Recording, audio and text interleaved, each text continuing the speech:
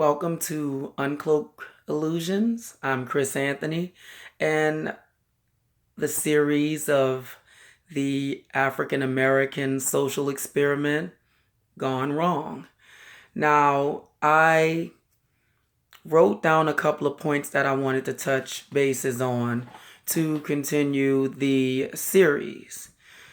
And one thing is, okay, black women littered with tattoos, which is very, very mannish and masculine. I cannot understand why women find it appealing or attractive in any way to have tattoos from the neck on down, some from the face on down. And I personally don't understand how men can find anything attractive like that because it's tribal. And in order for you to convert yourself in something that is tribal, something that may be indigenous, is have a little knowledge about that particular tribe and why they did some of the rituals that they pretty much performed. And that's what it was. It was rituals. Okay, it was rituals to enrich that culture. Again, black people have no interest in picking up a book and educating themselves. I mean, even as simple, they could literally go into Google and pull some of these things up, but they refuse to. The weave, the weave situation, the weave epidemic, as one would call Contest Vaughn. I don't know if you recall her, but she was on I believe that show was called The Parkers. Yes, she was on The Parkers. And mind you, yes, I used to watch The Parkers. That was pretty goddamn funny. I always loved her character. It was refreshing to me because I got the goofiness and the the jokes that she would produce. I got the cluelessness and the condescending tone that she would, kind of like display. And mind you, she was on a show, I believe, with doctors. I just can't recall it because I'm really not a television buff. And she was basically sharing her story of how she became addicted to weave, and she didn't realize that it literally caused her to become ill. She lost her hair. She started to, get a little vitiligo around her scalp area and her facial area. And it's dangerous. This is a serious, serious situation. And the the hair industry literally is like a $10 billion industry, and the bulk of that comes from the black community, which is also ridiculous because it's a form of self-loathing, of self-hate.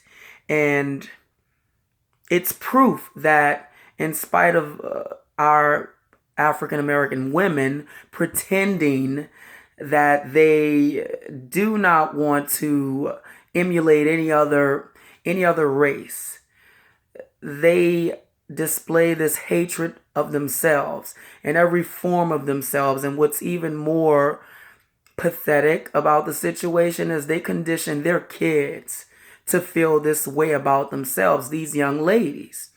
And they've accepted this sickness as if it's a form of beautifying yourself.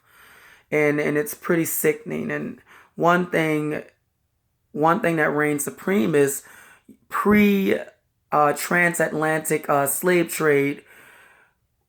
Black people did not have an identity once they arrived to this country and was integrated with the Caucasians and the Indians and whatever other culture that was here. Our identity was literally etched out before we arrived in this country. And no one ever does the research to find out what it actually was prior to the traversing to this country. And I wish people would look into it a little bit and pay some attention to it and get a little perspective on what they come from. And what gene they arrive from, what culture they arrive from Africa, because there's literally like 41 or 42 states in the that country, in that continent. So who knows what your lineage is, and you should look into it, and you should have an interest in into it, being that we don't have a clue of our heritage whatsoever. And what's even more remotely horrible about that is we seem not to care. And moving on from that particular plateau, with the weave phenomenon, is also discuss the identity crisis that we have, the overall Black community celebrating ignorance. Even when it comes to the cultural appropriation, which is just an appreciation of a culture, of a different culture, and their rituals, their beliefs, and the practices that they've pretty much passed down from generation to generation. Why has our culture appropriation been induced and saturated in ignorance? We have a culture that literally is a counterfeit, as I've mentioned before, of the ignorance that's displayed through Hollywood. That this is how Black men should behave. This is how Black women should behave. We've feminized Black men, and we've masculinized Black women. Our men literally littered as well, from the face on down, with tattoos, dreadlocks, do not have an understanding of the spirituality behind dreadlocks. And I just think it's funny whenever you ask, they try and make it as if they've done it for a spiritual reason, and they really can't even tell you what's the history of it. And I think that's ridiculous, because it just goes to show that people, Black, green, purple, white, whatever, they can be lemmings. They get behind a cause just because it's cool. And mind you, before the Lil Wayne phenomenon, I really didn't see dreadlocks as prominently as I see them now. Followers, Black people, you got to get out of that following, and you need to learn how to lead. And I think that also I agree with certain other truth pundits, that Black women are crying out for leaders, because the men we have now, the men that's been produced in the last 30 years, they're not leaders. Okay, they're being led by their women. I have a story that I could definitely share, but I choose not to, because it's a personal story that I've witnessed in my life. When you allow women to lead, where you're led to for the most part, and that's true, that women throughout time have always wanted to be led by their man, because that is in truth what a man is supposed to do. He's supposed to lead and not follow. And when you're not producing men, when you're not fathering men, when you're not raising men, you get a bunch of boys. You get a bunch of boys masquerading as men. They're not capable of growing up. They're literally not capable of accepting any responsibility. And the only thing that they're capable of is, you need to feed them. You need to look good. You know, again, looking good does not merit goodness. Looking good does not merit that you are even worthy of being considered a responsible adult. Women, they do need leaders. And we as men need to learn to lead. And we need to abandon this idea of this thug, or if you're not a thug, you have to be some effeminized ass guy, in order to be with a woman. Because strong, weak, whatever you want to consider yourself to be, A man needs to play his role and a woman needs to play her role, and you know, completely remove themselves from that feminization bullshit and that feminism, which pretty much has destroyed relationships in general and the roles between men and women. Okay, with that being said, moving on to the spoke about the cultural appropriation.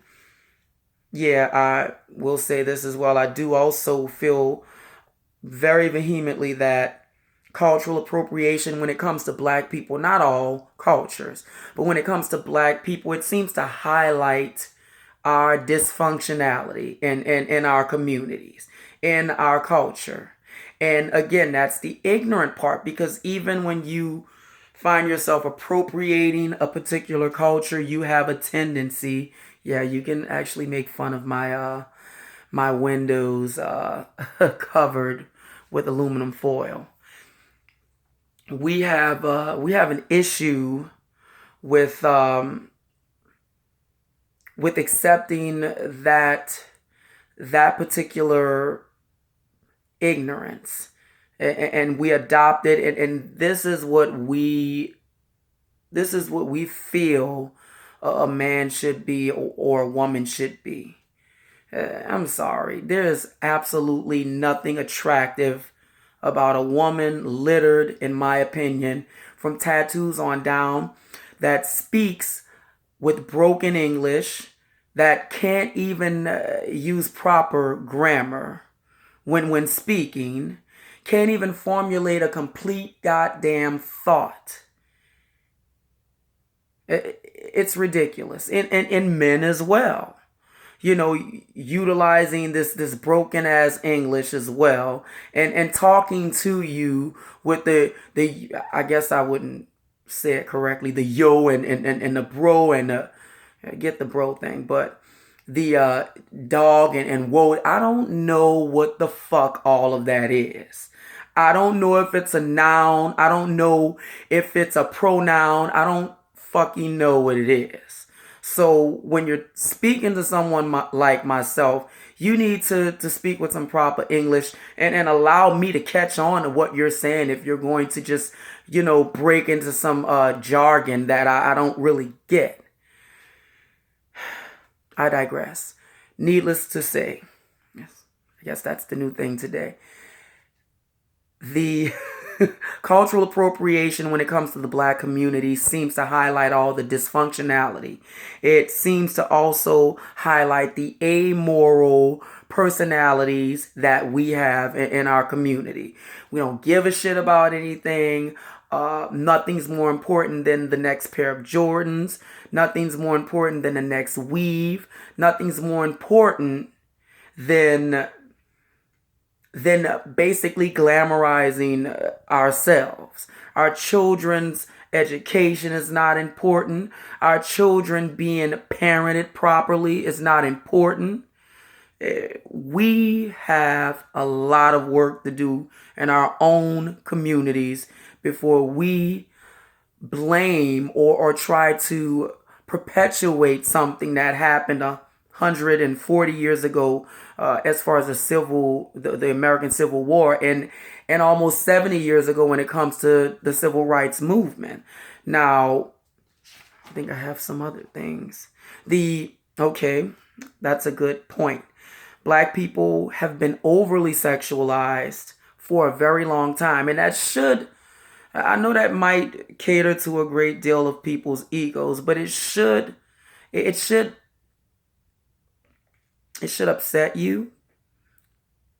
It should be something that one wants to look into a little bit further, deeper, because something's wrong with that when that seems like that's the only asset you can provide in a society, in the world, is that you hope or you want to appeal to people on a sexual plane because you have nothing else to offer. So in truth, we have become what was supposedly a clause in the Constitution, 3/5 human, because you act like savages.